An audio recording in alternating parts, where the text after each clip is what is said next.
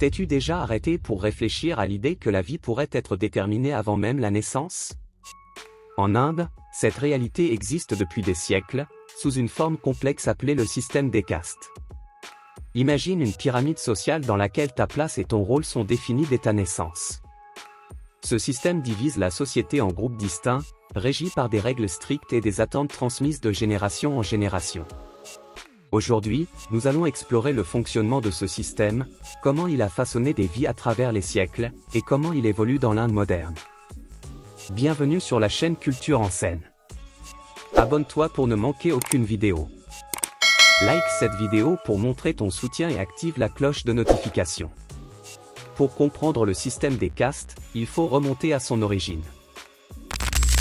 Tout a commencé il y a plus de 3000 ans, lorsque les textes hindous anciens, connus sous le nom de Védas, ont commencé à décrire une structure sociale divisée en 4 grands groupes ou varnas. Imagine cette structure comme une pyramide sociale, chaque groupe jouant un rôle spécifique et essentiel. Au sommet de cette pyramide se trouvent les brahmanes, considérés comme les plus hauts dans la hiérarchie. Selon une ancienne légende hindoue, ils seraient issus de la tête du dieu créateur Brahma. Les brahmanes sont prêtres et érudits, chargés de préserver la sagesse spirituelle et les rituels sacrés. Autrefois, on croyait que seuls avaient accès aux secrets de l'univers et du destin humain. Juste en dessous des brahmanes viennent les kshatriyas, issus des bras de Brahma. Ils sont les guerriers et les dirigeants, responsables de la protection et de l'administration de la société. Ils détiennent le pouvoir militaire et politique, garantissant l'ordre et la sécurité.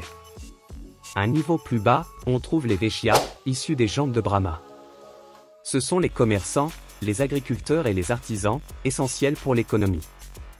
Ils cultivent la terre, font du commerce et soutiennent la vie économique de la société. À la base de la pyramide se trouvent les Shudras, issus des pieds de Brahma. Ils sont les travailleurs manuels et les serviteurs, jouant un rôle essentiel mais souvent considéré moins prestigieux. Leur fonction principale est de servir les autres castes. Au-delà de ces 4 groupes, il y a les Dalis, autrefois appelés intouchables. Les Dalis n'ont pas de place dans le système traditionnel des castes et subissent une discrimination sévère et historique. Ils sont souvent relégués aux travaux les plus marginalisés et rencontrent d'immenses difficultés au quotidien. Ce système, bien que très ancien, a profondément marqué la société indienne. Et, malgré les avancées de l'Inde moderne, les traces de ce système continuent de marquer la vie de millions de personnes. Imagine naître dans une société où ton destin est tracé dès ta venue au monde. Pour les Dalis, la caste la plus basse du système indien, cette réalité est brutale. Les Dalis sont souvent contraints à des travaux que beaucoup considèrent comme humiliants et dégradants, tels que l'élimination des carcasses d'animaux et le nettoyage des égouts. Ils n'ont pas la liberté de choisir une autre occupation et leur est interdit de se lier ou de se marier avec des personnes issues de castes supérieures. Leurs vies sont en effet contrôlées dès le départ, sans espace pour la mobilité sociale. La discrimination envers les Dalis est profonde et historique. Pendant des siècles, ils ont été exclus de nombreuses opportunités et de droits fondamentaux. Ils étaient interdits d'apprendre à lire et écrire, d'entrer dans les temples et même de boire de l'eau des mêmes puits que les autres castes. Si un Dali touchait un puits, celui-ci devait être purifié avant que les autres puissent l'utiliser. Pour éviter tout contact, les Dalis étaient obligés de porter une cloche pour signaler leur approche, permettant ainsi aux membres des castes supérieures de s'écarter. Malgré quelques améliorations au fil du temps, de nombreux Dalis continuent de faire face à d'énormes défis. Par exemple, les Musars, un groupe spécifique de Dalis vivant dans une extrême pauvreté, ont une alimentation de base qui inclut des rats. Les Musars travaillent principalement dans les exploitations agricoles des propriétaires terriens et rencontrent des difficultés significatives pour survivre. Le système de caste ne définit pas seulement les occupations, mais il influence également les relations personnelles. En Inde, environ 90% des mariages ont lieu entre personnes de la même caste. La pression sociale et culturelle est si forte que les mariages intercastes sont souvent considérés comme irrespectueux ou problématiques. Les femmes, en particulier, affrontent de grands défis dans ce contexte, car le système de caste impose des normes strictes concernant leur comportement et les attentes sociales.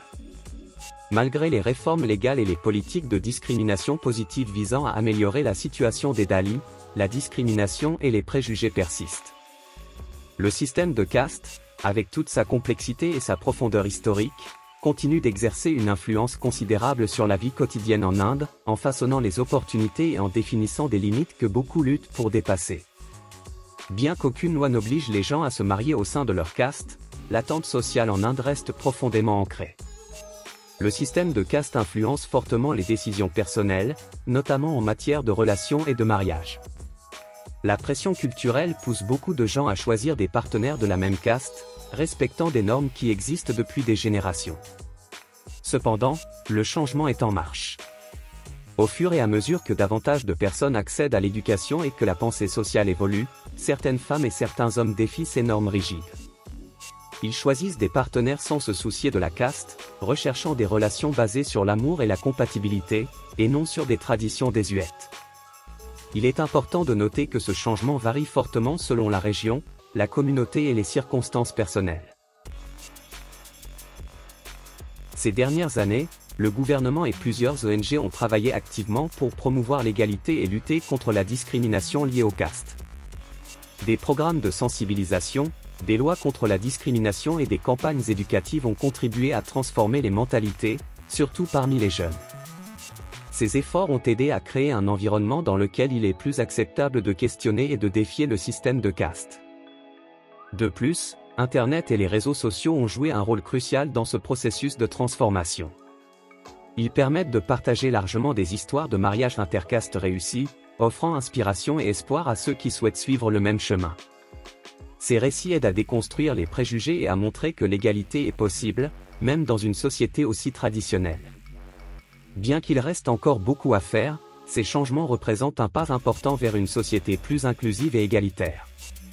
Le chemin vers une véritable égalité est long, mais chaque avancée est le signe que le système des castes est remis en question et, peu à peu, transformé.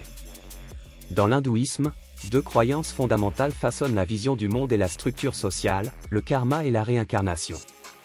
Le karma est l'idée que nos actions dans cette vie déterminent notre destin dans la prochaine. La réincarnation est la croyance que, après la mort, l'âme renaît dans un autre corps. Ces croyances ont un impact profond sur le système des castes et sur la manière dont la vie est vécue. Pour de nombreux Dalits, la croyance que leur acceptation de leur position dans la société est une épreuve divine joue un rôle important. Ils croyaient qu'en obéissant et en acceptant leur place, ils pourraient renaître dans une caste supérieure dans leur prochaine vie. Cette compréhension a conduit beaucoup d'entre eux à accepter leur situation sans la remettre en question, la voyant comme un moyen d'accumuler des mérites pour une future existence meilleure. Cette croyance a contribué à rendre le système des castes immuable et incontestable. Le système des castes est si profondément lié à la culture hindoue qu'il est difficile d'imaginer l'hindouisme sans lui. La religion utilise le concept de caste pour maintenir l'ordre social et justifier la position de chaque groupe. Les brahmanes et les kshatriyas, qui occupent le sommet de la hiérarchie, dépendent du travail des vaishyas et des shudras, ainsi que des dalits, pour soutenir leur mode de vie. Ce sont ces derniers qui travaillent dans les champs, produisent des biens et fournissent des services essentiels à la société. Cependant, ils sont souvent exploités et reçoivent très peu pour leur travail, tandis que les castes supérieures ignorent souvent, voire méprisent, cette contribution cruciale. Dans la pratique, le système des castes fonctionne comme un mécanisme d'exploitation. Les brahmanes et les kshatriyas, qui occupent les positions les plus élevées, dépendent totalement des castes inférieures pour maintenir leur statut social et économique. Cependant, ils traitent fréquemment ces castes avec mépris et discrimination. Cette hiérarchie rigide est soutenue par le contrôle social et religieux. La religion est utilisée pour justifier la position supérieure de certains et maintenir les castes inférieures dans la soumission. Ce cercle vicieux de pauvreté et d'exploitation est difficile à briser. Malgré les lois interdisant la discrimination fondée sur les castes, les Dalits continuent de faire face à de nombreux défis dans leur vie quotidienne. Beaucoup sont encore perçus comme intouchables et sont exclus de diverses activités sociales et économiques. Trouver un emploi en dehors des métiers traditionnellement associés à leur caste est une lutte constante, et les préjugés persistent, tant à l'école que sur le marché du travail. En plus des barrières économiques, les Dalits affrontent de sérieuses barrières sociales. Dans de nombreuses régions rurales, on leur interdit encore l'entrée dans les temples ou l'accès au même puits que les castes supérieures. Ces pratiques perpétuent une ségrégation sociale difficile à surmonter, maintenant des divisions de castes profondément enracinées et difficiles à contester. Avec l'indépendance de l'Inde en 1947, un effort considérable a été entrepris pour abolir officiellement le système de caste. Des leaders comme Mahatma Gandhi ont joué des rôles cruciaux en luttant pour améliorer les conditions des Dalits, les surnommant les Harijans, ou enfants de Dieu. Cependant, le véritable changement a nécessité du temps et de la persévérance. Aujourd'hui, nous voyons des exemples inspirants de Dalits ayant surmonté l'adversité. Certains ont réussi à s'instruire, à créer leurs propres entreprises, et même à devenir millionnaires. Ces personnes montrent qu'avec détermination et opportunité, il est possible de briser le cycle de la pauvreté imposé par le système de caste. Bien que la discrimination persiste, le progrès est visible. De nombreux Dalits deviennent plus actifs dans la politique, l'éducation et l'économie, contribuant à changer la perception sociale et à ouvrir de nouvelles portes pour les générations futures. Bien que le système de caste soit une particularité de la société indienne, il existe des équivalents ailleurs. Par exemple, les classes sociales en Amérique latine montrent comment les barrières fondées sur l'origine socio-économique peuvent façonner la vie des individus. Cette division sociale repose souvent sur le niveau de revenus et l'accès aux ressources et opportunités, créant une société où les gens sont traités différemment selon leur richesse. Il n'est donc pas surprenant que beaucoup cherchent à s'associer avec des groupes de statut élevé pour obtenir des opportunités et préserver une position sociale favorable. Bien que cette quête de statut ne soit pas aussi formalisée que le système de caste, elle peut entraîner des inégalités similaires, avec un accès privilégié pour certains et une marginalisation pour d'autres. La seule manière de surmonter ces barrières, que ce soit en Inde ou ailleurs, est par l'éducation, l'égalité des chances et des politiques favorisant l'inclusion. En Inde, les Dalits commencent à faire des progrès significatifs, mais il reste encore beaucoup à accomplir. Alors, vous êtes-vous déjà demandé comment serait votre vie si vous étiez né en Inde? À quelle caste pensez-vous que vous appartiendriez? Brahman, Kshatriya, Vaishya, Shudra, ou aux malheureux Dalits? Laissez votre commentaire ci-dessous. Ah, et si vous avez aimé la vidéo, n'oubliez pas de cliquer sur « J'aime » et de vous abonner à la chaîne si ce n'est pas déjà fait. De cette façon, vous ne manquerez aucune de nos vidéos. À la prochaine, aventuriers!